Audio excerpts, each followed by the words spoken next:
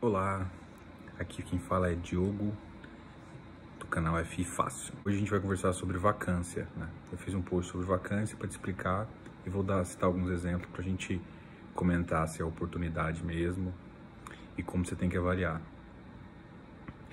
Antes de iniciar, inscreva, que eu posto vídeo, eu estou fazendo uma série sobre o que é FI, que eu posto o comentário aqui mais no feed do Instagram e ao mesmo tempo eu também posto um vídeo lá explicativo. Então, quer conhecer mais, se inscreva lá no canal. Hoje eu fiz um post sobre vacância. Muita gente fica me perguntando, tal, é bom comprar com vacância, é ruim?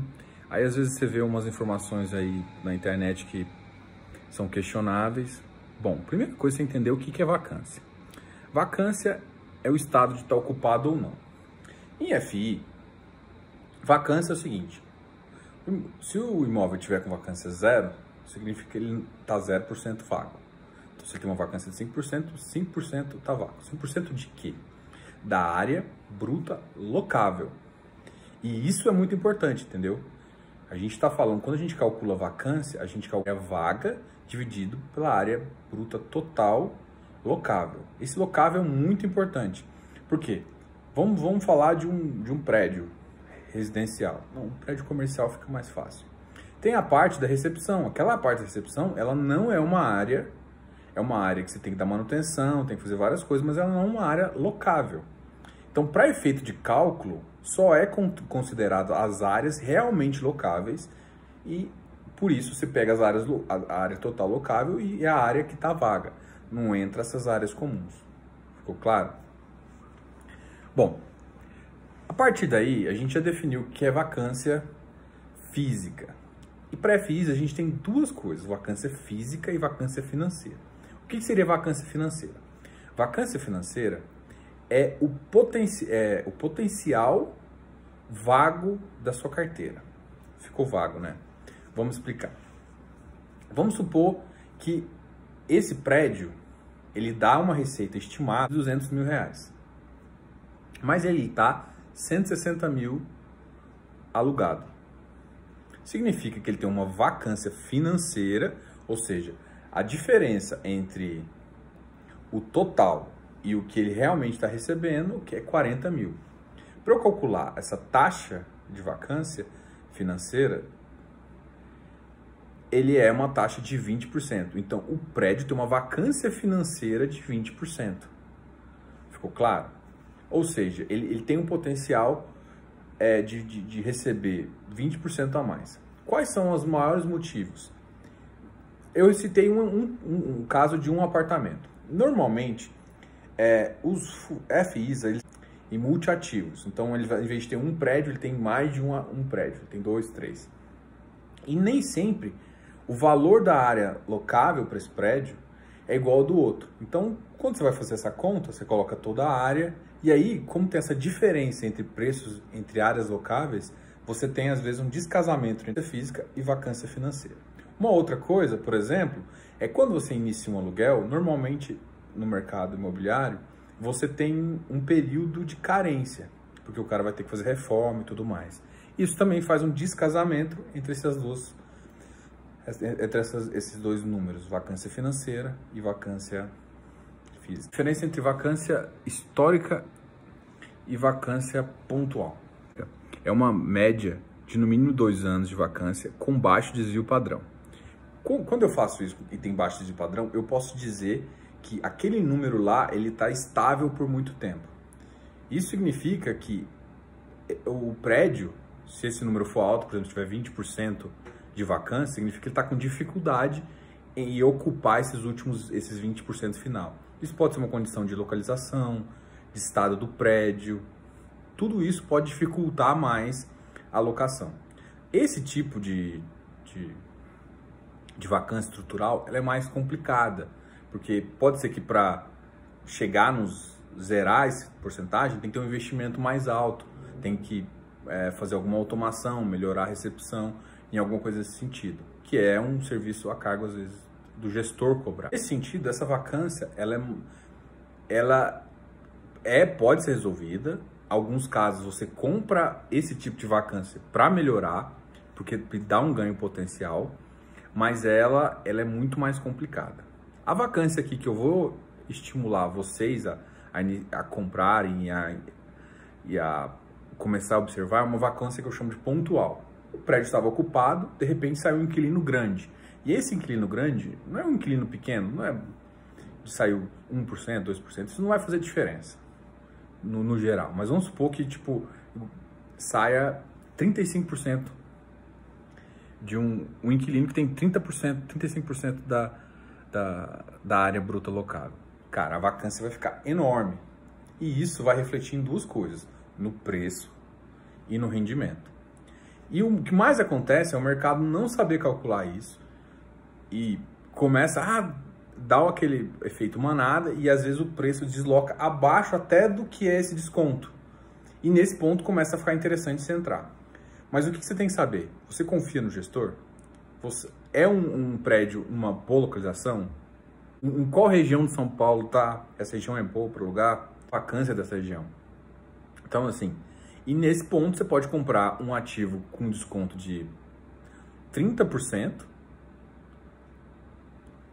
e daqui a 2 anos, 1 ano mais ou menos, que é o tempo normal de um inquilino entrar, ele fazer a reforma e você voltar ao rendimento total, isso normalmente volta o preço também. Então, numa questão de 1 ano, seja às vezes você tem o seu investimento, você ganha Isso é fácil? Não é fácil de achar. Depende muito do imóvel, da localização e do gestor. E depende de conseguir do mercado imobiliário também.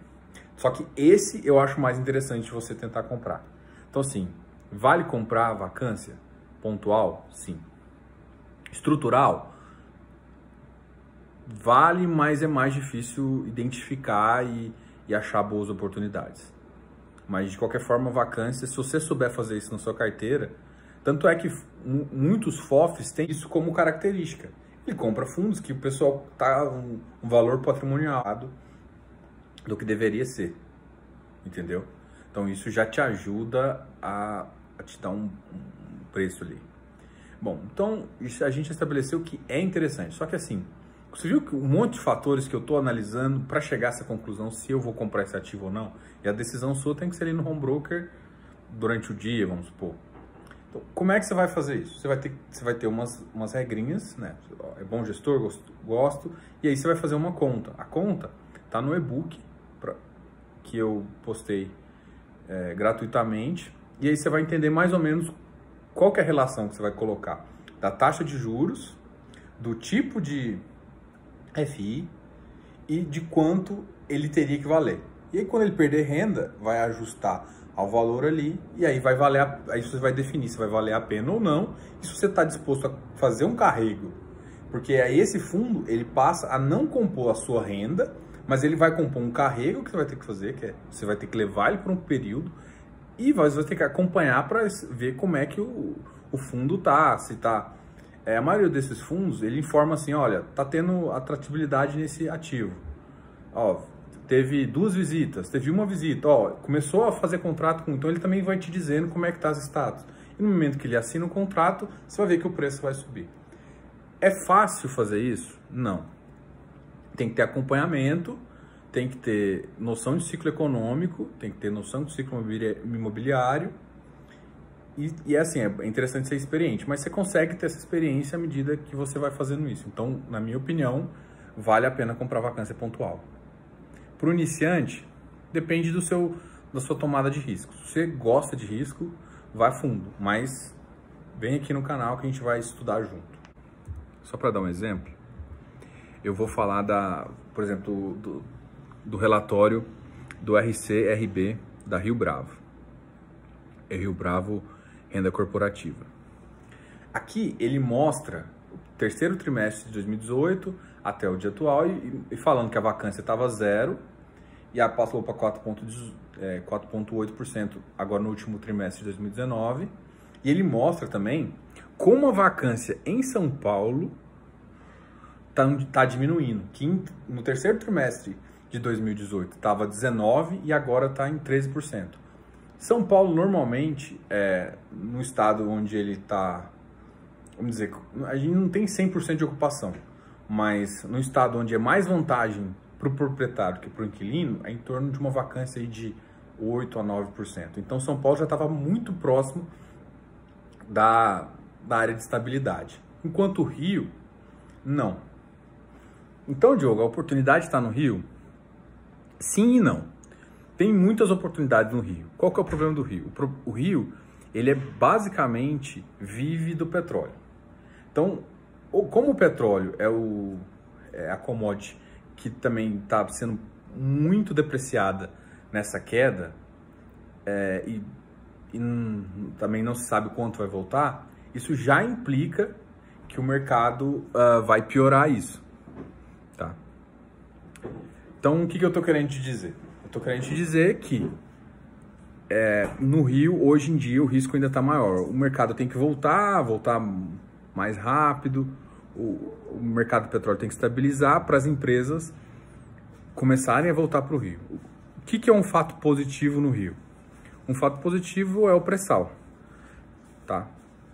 Mas a grande questão é que com essa queda, com essa crise, os investimentos pré-sal podem ou não ser afetados, não dá para te dizer exatamente agora, mas isso é uma coisa que pode afetar essa vacância e deixar ela uma vacância estrutural. Você vê que no Rio não tem se alterado, enquanto em São Paulo tem baixado. Ou seja, em São Paulo, as oportunidades são mínimas ou menores. No Rio, você tem mais oportunidades em termos de vacância.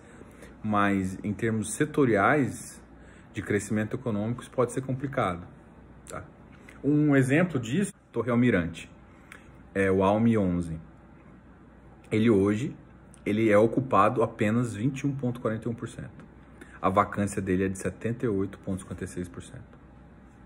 Uma vacância altíssima, porque quem era o principal locatário desse fundo foi a Petrobras, que saiu do prédio.